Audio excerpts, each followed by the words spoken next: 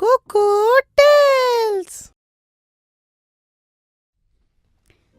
समय का सदुपयोग। सच बात तो ये है कि समय का सदुपयोग सही से जो भी व्यक्ति करता है उसी को समय के साथ अच्छे परिणाम मिलते हैं। ऐसा ही हुआ जब मोनू और पिंकी के एग्जाम्स करीब आने वाले थे। अरे अभी तक पढ़ाई कर रही हो? चलो चलकर लंच करते हैं। नहीं, तुम जाओ, मैं थोड़ी देर बाद आऊंगी। अभी ये मेरा प्रोजेक्ट मुझे आज कंप्लीट करना है, नहीं तो टीचर बहुत डांटेंगी और एग्जाम्स भी तो आ रहे हैं, पढ़ाई भी करनी है। पिंकी बहुत ही मेहनती और समय का सदुपयोग करने वाली बच्ची थी। दूसरी तरफ उसका भाई मोनू बहुत ही लापरवाह और शैतान बच्चा था। हर काम को कल पर टाल देता था। तुम्हारा प्रोजेक्ट कंप्लीट हो गया? अरे प्रोजेक्ट तो सबमिट 7th पीरियड में करना है, अभी तो 2 पीरियड्स बाकी हैं। कर लूंगा कंप्लीट। अब जल्दी आओ, भूख लगी है, खेलना भी है। अरे सुनो, प्रोजेक्ट नहीं कंप्लीट करोगे तो टीचर बहुत डांटेंगी। मोनू और पिंकी के मम्मी पापा हमेशा पिंकी का उदाहरण लेकर मोनू को समझाया करते थे। देखो मोनू बेटा, खेल कूद के साथ साथ पढ़ाई भी बहुत जरूरी है। हाँ मम्मी, कल से पक्का। मोनू बेटा, पिंकी से समय का सदुपयोग करना सीखो। समय पर पढ़ती है, समय पर खेलती है, समय से खाना खाती है। वो कभी भी आज का काम कल पर नहीं टालती है। हाँ पापा, देखना कल से पक्का मैं भी ऐसा ही बन जाऊंगा। अब खेलने जाओ प्लीज। मोनू की लापरवाही दिन ब दिन बढ़ती ही चली जा रही थी और दिन बीत गए। फिर एग्जाम्स के दिन आखिरकार आ ही गए। एग्जाम शुरू होने में अब बस एक ही दिन बाकी था। बच्चों, अगले सोमवार से तुम लोग की परीक्षा शुरू होने वाली है ना? खूब मन लगाकर पढ़ाई करो और एग्जाम में अच्छे अंक लाओ। मोनू, मुझे तुम्हारी बहुत चिंता हो रही है बेटा। तुम हमेशा आज का काम कल पर टाल देते हो। पढ़ाई कभी भी कल पर मत टालना बेटा।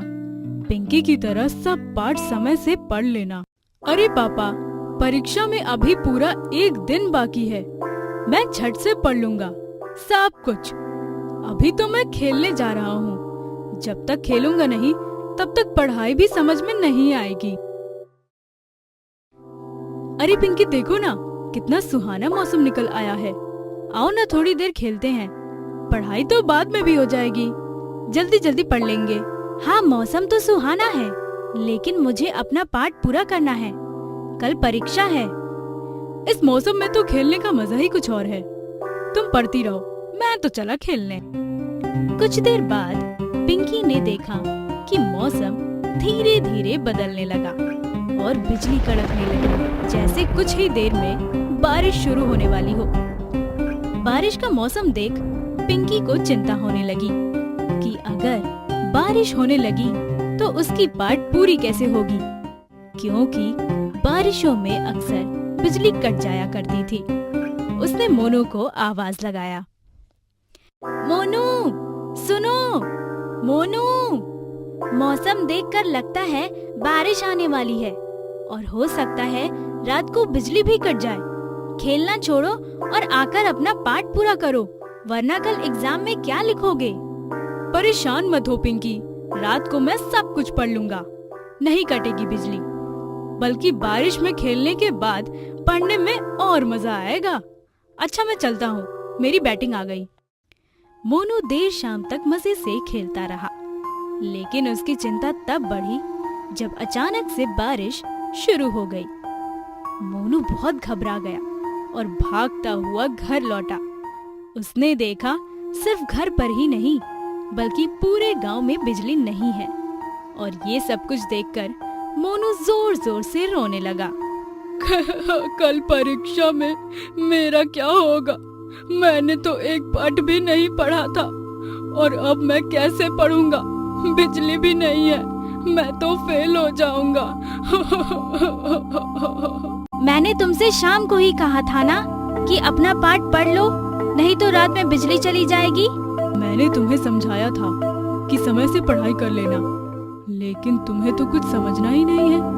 अब सॉरी पापा, अब मैं क्या करूं? काश मैंने अपनी पढ़ाई समय पर ही कर ली होती।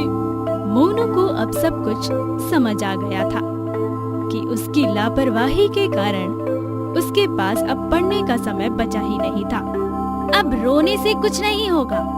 अब समझ में आया तुम्हें कि सब लोग तुम्हें क्यों समझाते थे? अब रोना बंद भी करो।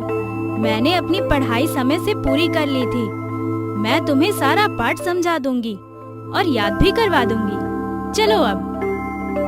अगले दिन दोनों बच्चे खुशी खुशी एग्जाम देने चले गए। जो करे समय का सम्मान, कहलाए वो महान।